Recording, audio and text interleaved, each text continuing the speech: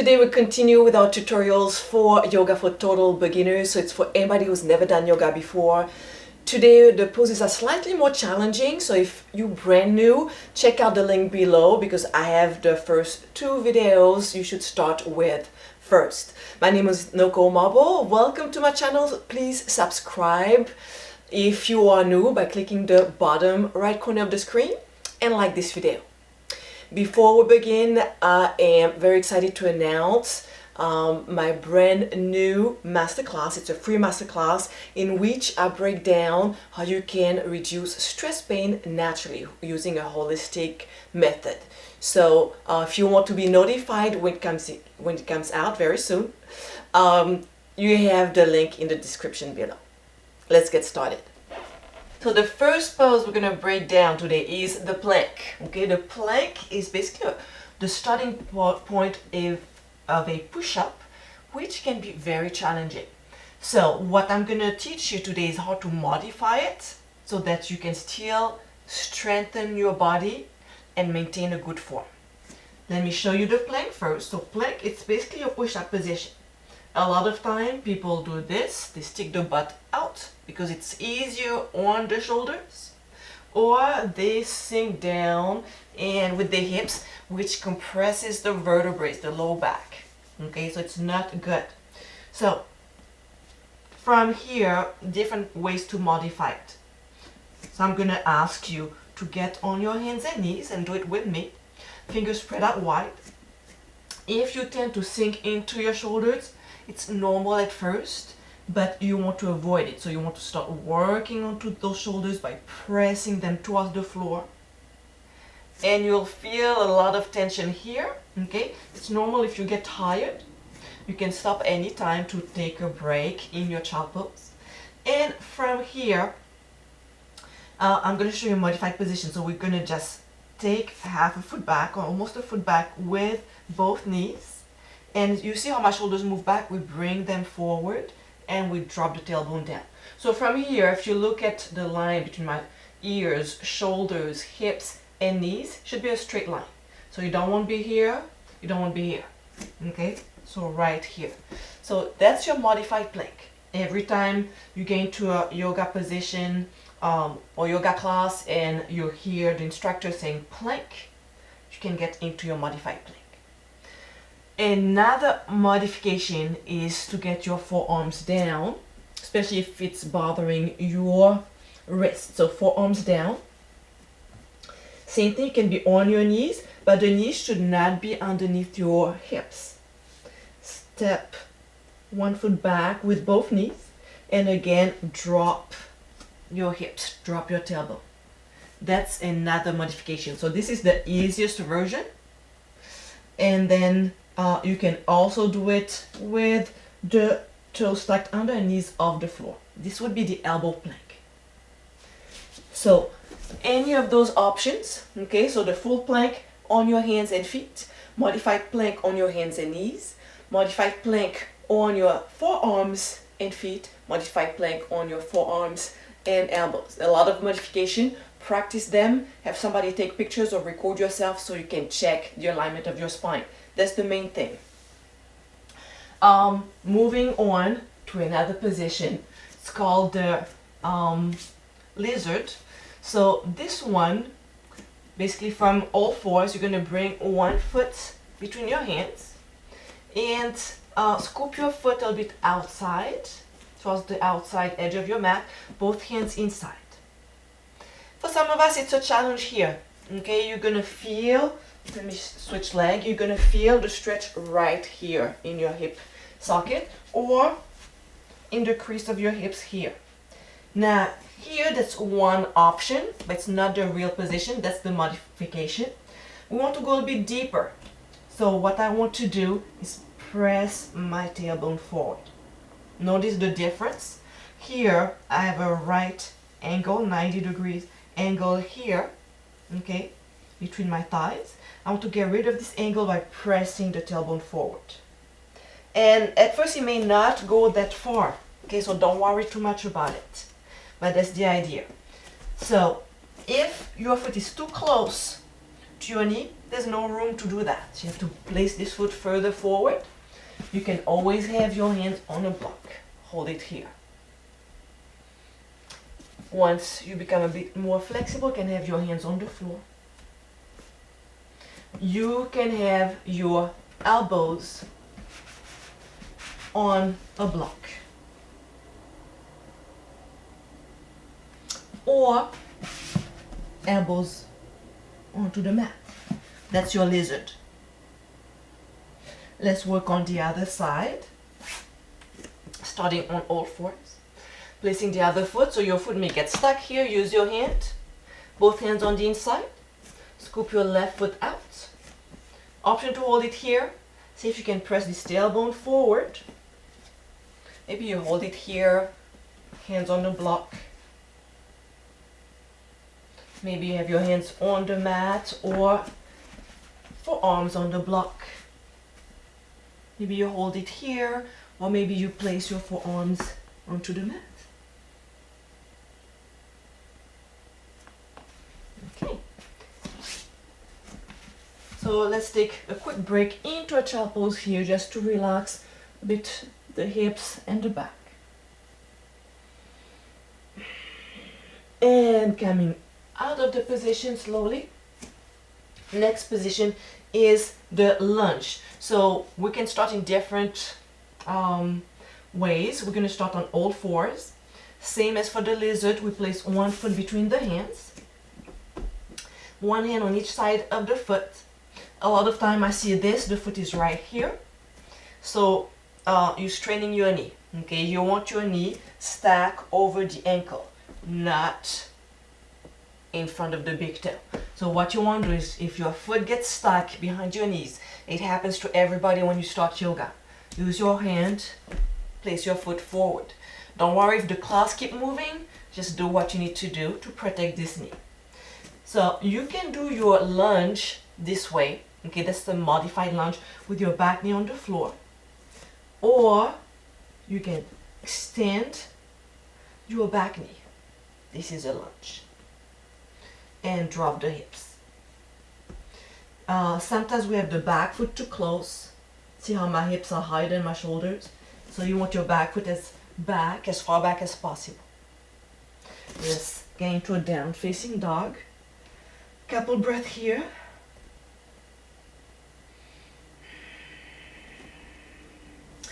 And pulling the left knee to the chest, left foot between the hands. Runner's lunge. So adjust this foot if it gets stuck here. Okay. Option to place your back knee on the floor. Option to extend the back knee, pushing the back heel. If your hands are not reaching the floor, you can have one block under each hand. You can always bring your back knee to the floor. Let's hold it here for a few breaths.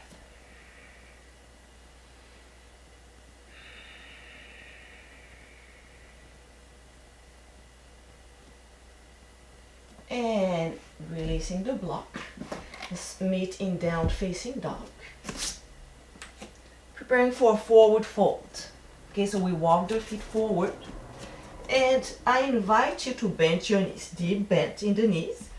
Using a block, and have your hands on the block.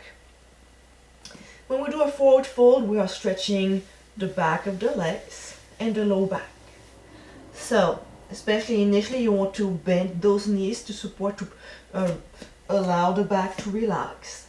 And you want the hand supported. Sometimes I see this, okay? This is really bad on your low back. You want your hand supported onto a block. If you don't have a block, you can have your hands on your shins. This is also a forward fold. You can have your knees bent, hands on your thighs right here to support your back.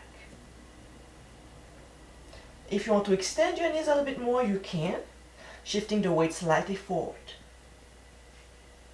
So find the option that works best for you. Relaxing the neck. And think of creating length in your spine. Creating length between each vertebrae in your spine. Let's nod the head. Yes. And option to bend the knees as low, as deep as we want to. Coming out of the position, hands onto the floor, onto the block.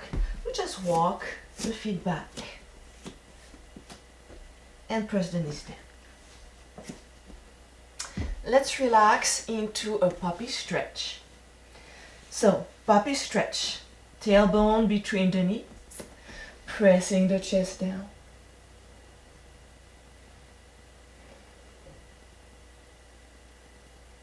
You can always bend the elbows. Remember, we practiced this one in the first tutorial, I believe. Just relax here.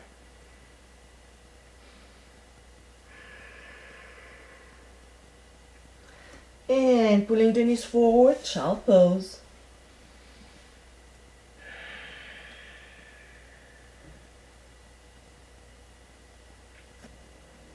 Slowly coming up. Let's get onto our stomach for the Sphinx. So I invite you to open your feet a bit wider, pressing the elbows underneath the shoulders. And your lower body from the waist down is fully relaxed. You press your shoulders down, pushing the chest forward. And what I like to think of is, I imagine I want to pull myself forward into the mat. So I pull, almost pulling my forearms towards my hips, pushing the chest forward. This is the Sphinx. It opens up the chest. It's a chest opener, a heart opener. It's a really good exercise to do because we spend so much time throughout the day rounding the shoulders, slouching the shoulders. So this gives your back a chance to open up the upper back.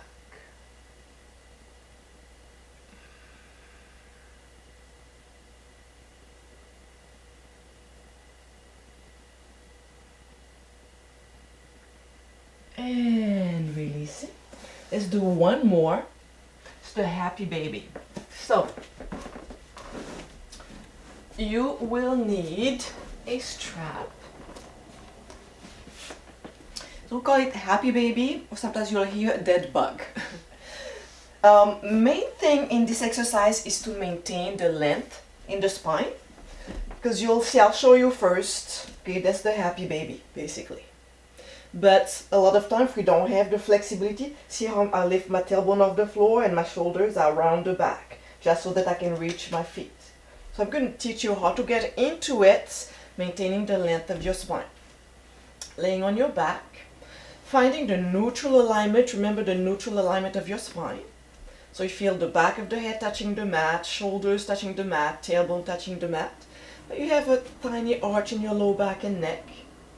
And closing your eyes, take a mental picture of the alignment of your spine as if you were looking at it sideways. So you notice the places where your spine, the back of your skull are touching the floor. Notice the space between the low back and the floor, between the neck and the floor. You can open your eyes. So we're going to try to maintain this space as much as possible. I'm going to show you a half happy baby. So we pull the leg up. We're going to use a strap under the foot. And the idea is to have the sole of the foot facing the ceiling. So it's not facing across the room, it's facing up. And we bend the knee as deep as possible, pulling the knee towards the floor. If you have your thigh over your chest, you cannot go very deep. Okay, you're stuck here because you have your body here. So you move it outside and pull down. As we do this, I see a lot of people bringing the heel down. Bring your heel all the way up. Okay, and bend your knee deep, and you'll feel the stretch in the crease of your hip. Okay, deep stretch without rounding, lifting the hips. So let's hold it right here and see if you can press your shoulders down. Find the alignment of your spine again. Tailbone pressing down, slight arch in the low back. Big breath in. Exhaling, we press the heel down. So when you take a class and you are instructed to get into your happy baby, everybody's going to grab both feet. Half of the class will round their back. So just do one leg at a time. Releasing, let's do the other leg, and then option to do both. So from here, remember we want to bring the heel up. Sole of the foot facing the ceiling, toes pointing back if possible. Sometimes they turn out depending on the alignment of your legs. So mine slightly turn out. That's how my legs are built. Okay, and from here I bend the knee, moving the knee outside.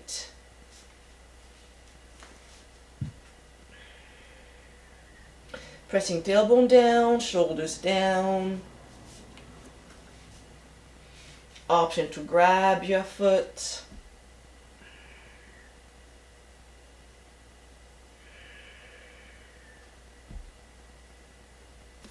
Knees to chest, let's relax before we try with both legs.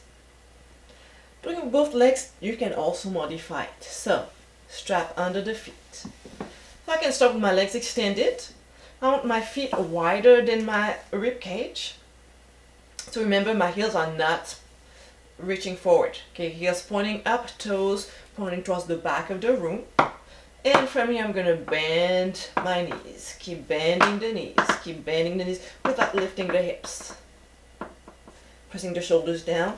Option to grab your feet from the outside edge of your feet. Option to grab from the inside. And you'll notice it's much more intense onto your hips, right?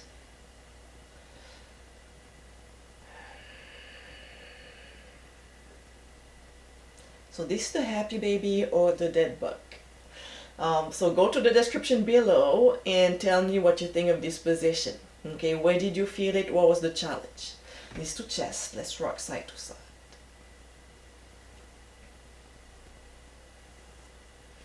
Hands on the knees. Let's make circles around the tailbone. So practice. Today's tutorial is pretty technical and more challenging. It requires more flexibility in the hips and more strength in the shoulders. So take the time to work on it. Rolling to one side. Using the bottom elbow, top hand to push away from the floor. Now, the reason I'm showing you to get off the floor this way, it's to avoid straining your back. Most people will do this. I'm not going to do it because I don't want to hurt my back, but a lot of people, they just go straight up this way. That's how people get off their bed every morning. You strain your back.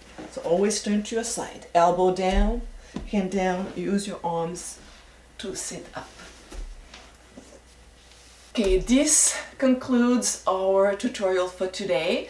So the next is going to be a flow. Next video is going to be a flow to go over everything we've done so far since tutorial 1. So we go over almost everything we've done, put all the pieces together to make to connect all the positions one after the other. Hands to heart center. From my heart to yours, with love, namaste. Come back again.